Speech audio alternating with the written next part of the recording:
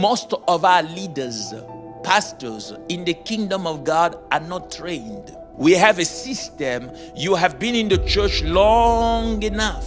You have been committed to a certain degree, and naturally, the progress is you are promoted from sitting in the pew to being in the ushering department, protocol or security, to intercession, and before you know it, you move from the choir to becoming a leader of some home cells, and before you know it, you are already a minister, a pastor, and with the zeal that is yours, you become an archbishop.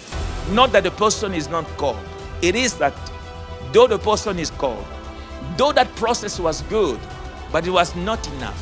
You do not become an engineer by the desire of becoming one. The only area where people feel like they do not need any form of training is ministry.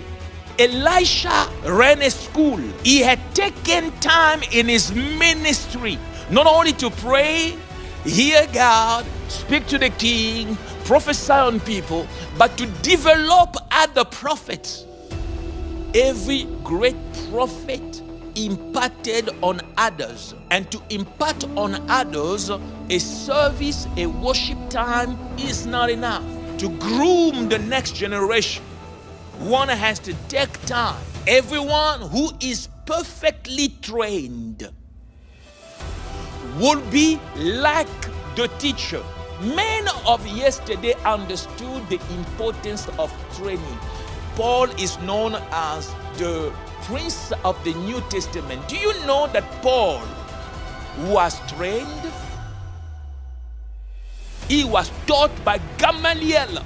Any Jew will hear that, hey, this man came from the feet of Gamaliel. They understood his line. They understood the backbone of his doctrine. They understood the structure of what he stood for. I came from the school of doctrine, a school of character, a school of holiness. I came from the loins of Jacques-André Verneau, who came from Gaston Verneau. I did not miss once the 4 services a week that I had to attend for over a decade. No day I had toothache and missed. No. From which school have you been? Because your character can be traced from where your source is.